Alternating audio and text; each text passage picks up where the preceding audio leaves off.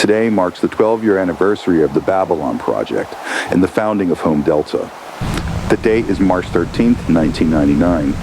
As director of the Babylon Project, reporting to the General Commanding Director of Home Delta, I, Dr. Robert Spencer, am obliged to construct this full report detailing the Babylon Project's progress as of March of 1999.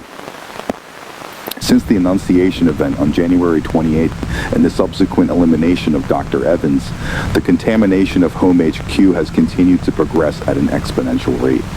We estimate that around 75% of home staff have been infected and continue operation as phantoms. Further, through routine checks of Home HQ, we have determined that the star kill biomass has reached the temple classification. We believe that Wraith classification entities may be birthed by the temple in as soon as 12 days. My recommendation would be to gather the final samples for research and begin Operation Homebound promptly. The Deathbringer squads are prepared for immediate action.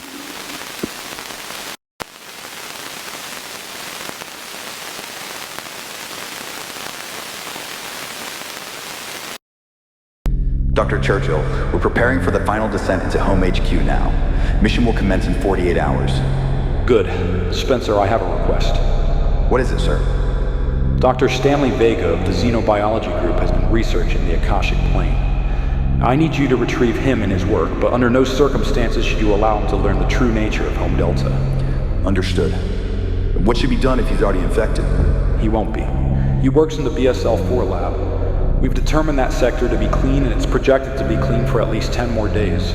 If he's visibly infected, eliminate him. Otherwise, we will conduct a SIN test to determine if he has phantom blood. Retrieve his lab assistant too, Dr. Solomon Ezra. Same rules apply.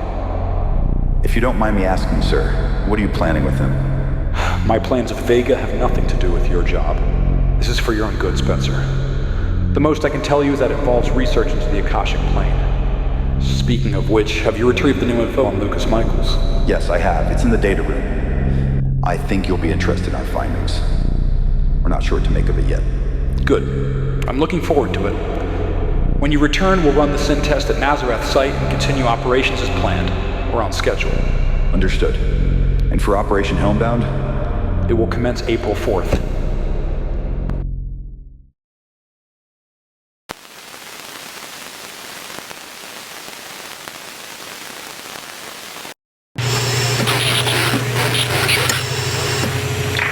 Churchill, do you read?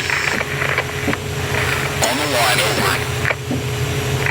Bravo team, follow Officer Rico to the temple for final sample collection. Charlie team, follow me to BSL lab for hostage retrieval.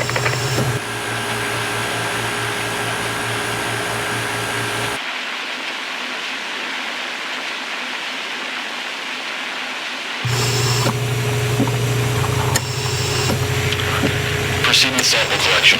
Avoid direct contact with the star kill.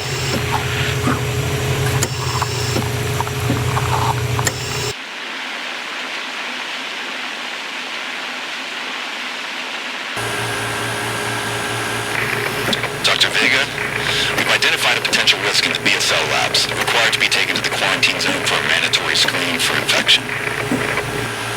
I understand that it's protocol, but this is the highest safety level lab at home, and there shouldn't be any risk of cross-contamination in the last 2 months.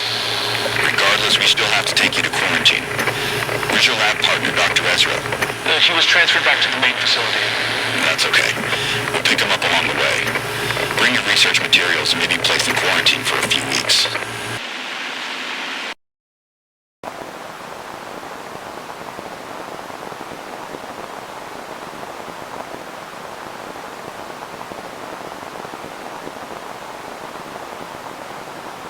Okay, Dr. Vega, I'm assuming you're familiar with the process of a SIN test, correct? That's correct. Okay, great. So I'm going to ask you a series of questions and you are to answer truthfully. Once the test is complete, we'll know if you are infected or not. That being said, here's the first question. It's Christmas morning and you're with your family. Your wife hands you a wrap gift. What do you do next?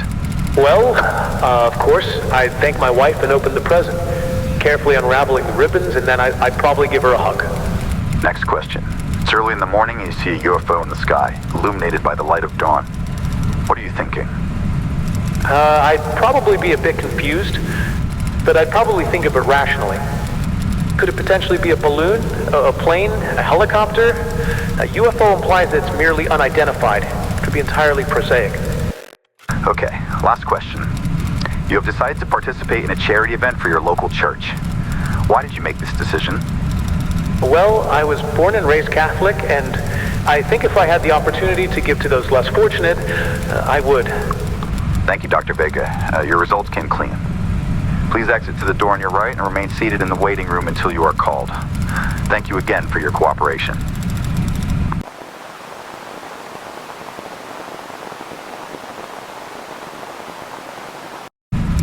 Dr. Ezra, are you familiar with the SIN test? Yes, I am.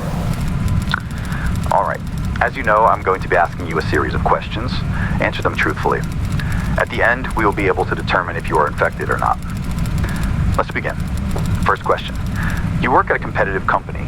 The promotion comes down to either you or your coworker. What do you do? I would work hard and try to beat him.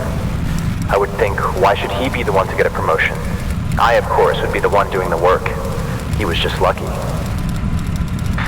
Next question. It's a Saturday night and you decide to cook dinner for the whole family. What made you make this decision? If I were to do that, it would be because I was hungry. Okay, next. You see a man and woman embracing each other in a field. There are white clouds dotted against a blue sky. What are you thinking in this moment? I don't know. I'm not sure. Why would I be in the field? But what purpose does it serve? What is the purpose of the sky? Do you go to church, Dr. Ezra? Is this part of the test? Answer the question, Ezra. I do. Okay, let me ask you another question. Do you believe in God? I do. I said I go to church. Very well. Let's say you're poor and don't have any food. You've received bread from a stranger, but it's only enough for one person and your son is on the brink of complete starvation. What do you do next? I would eat the bread, of course. I would be hungry. Any sane person would do the same. Would you say your knowledge of the world is greater than anybody you've met? Yes, I would say that applies to me. Actually, I know it does. And what about your concept of infinity? Can you see it clearly?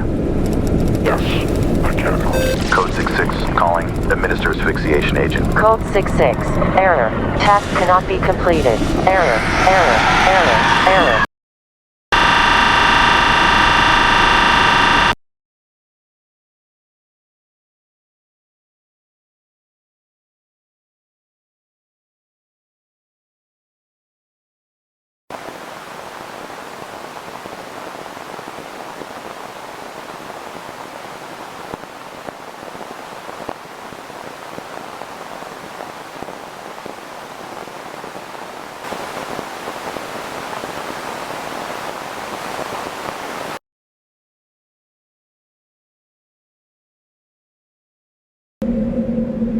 Spencer, I know you can hear me, but I'm afraid you won't be able to respond now. This wasn't according to the scenario, and I shouldn't have let Ezra into the Nazareth site. Fortunately, Ezra has been eliminated, and the Nazareth site is under strict lockdown. Unfortunately, because you were infected, the best we can do is slow the infection as much as possible, which means we had to put you into cryosleep. Your knowledge is too valuable. Listen, Spencer, I'm researching something important with the Starkill. A way to perhaps reverse the infection using Starkill samples. It could even grant immortality. It will be done by April 4th, and on that day, humanity will prevail and defeat the Starkill threat.